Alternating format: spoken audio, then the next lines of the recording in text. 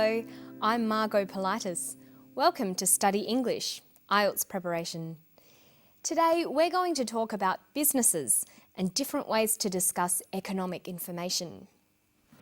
We're going to listen to an interview with the head of a large clothing company. Then we're going to look at how he describes the success of his company. Here's Derek O'Neill. Well, we've said before that we've had consistent growth over the last 4 to 5 years. We've delivered EPS growth in excess of 20% over the last 3 years.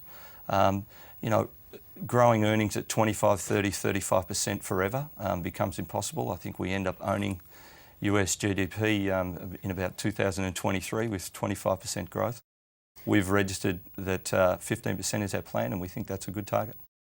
We're very happy with our level of sales. We grew sales in the US in girls wear at 50%, and we think that's a fantastic performance. So we'll stand by those numbers.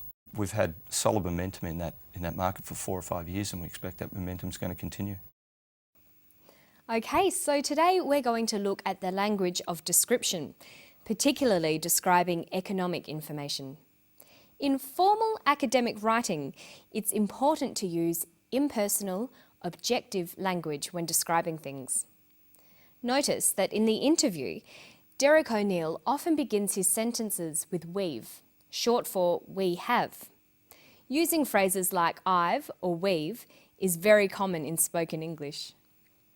Well, we've said before that we've had consistent growth over the last 4 to 5 years. We've delivered EPS growth in excess of 20% over the last 3 years.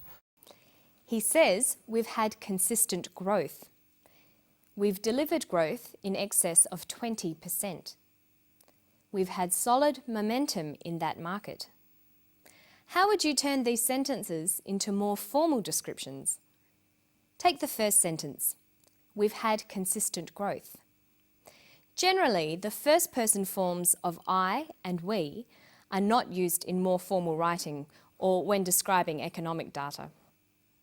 We'd use an objective form. There is, there are, there has been, or there will be. So we've had consistent growth becomes there has been consistent growth. Look at this one. We've delivered growth of 20%. That becomes there has been growth of 20%. Now listen to him again. We've had solid momentum in that market for 4 or 5 years, and we expect that momentum is going to continue. He said, we've had solid momentum. We expect that momentum is going to continue. We've had, we expect. How could you write that information in a formal way? We've had solid momentum. There has been solid momentum. We expect that momentum is going to continue.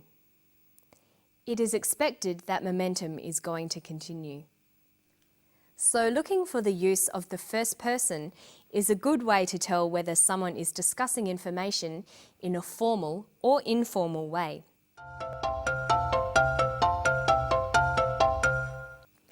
You should remember that in an academic context, you always need to include evidence to support your opinions or descriptions.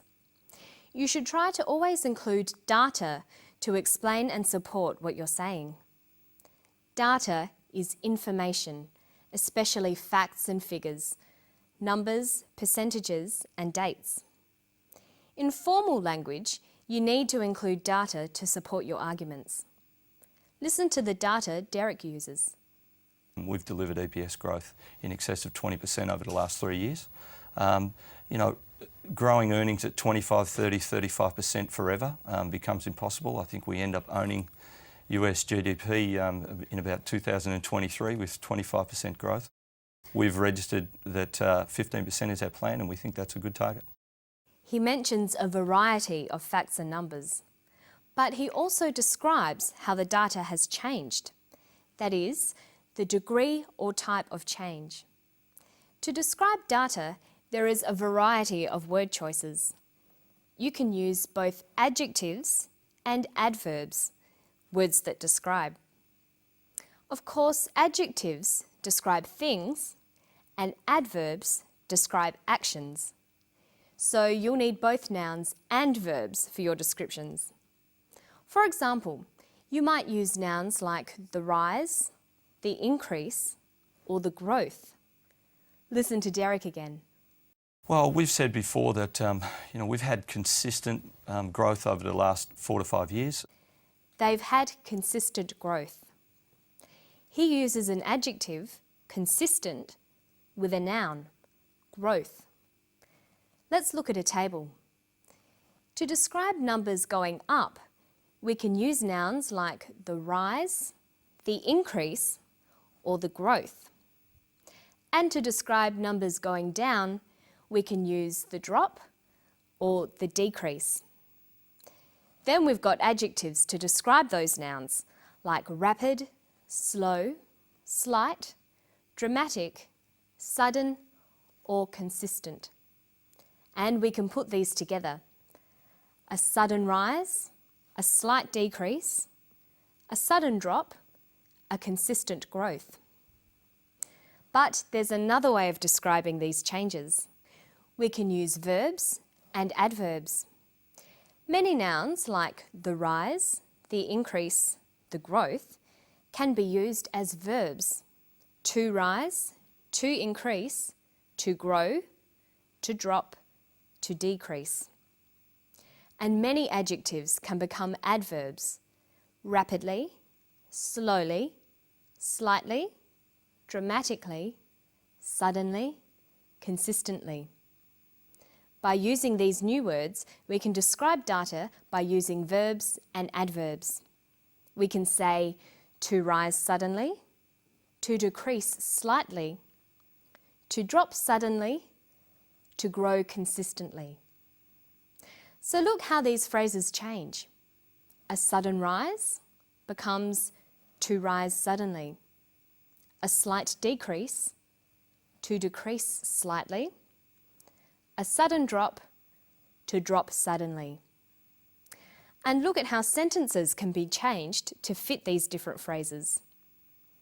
It has grown consistently. There has been consistent growth. It's important to always use a variety in your written work. Sometimes use verbs and adverbs to describe data, and sometimes use adjectives and nouns. It will make your English sound much better. Okay, listen to the clip again, and then we'll try to put together all the things we've looked at today. Listen for personal descriptions, simple verbs, and descriptions of data. Well, we've said before that we've had consistent growth over the last 4 to 5 years. We've delivered EPS growth in excess of 20% over the last 3 years. We've registered that 15% is our plan, and we think that's a good target. We're very happy with our level of sales. We grew sales in the US in girls wear at 50%, and we think that's a fantastic performance. He finishes by commenting on the data and its significance for the company. Okay, let's go back over the steps we've looked at today. When you're making an argument, it's important to support your case. You must include data or facts. Make sure you discuss this data. Use objective, impersonal language. Describe changes to data by using a variety of noun, adjective, and verb, adverb combinations. And finally, comment on the data using formal, objective language. And that's all for Study English today. Don't forget to keep reading, writing, speaking and listening to English as much as you can. And why not try to rewrite some conversational English into more formal academic styles? I'll see you next time for more IELTS preparation. Bye!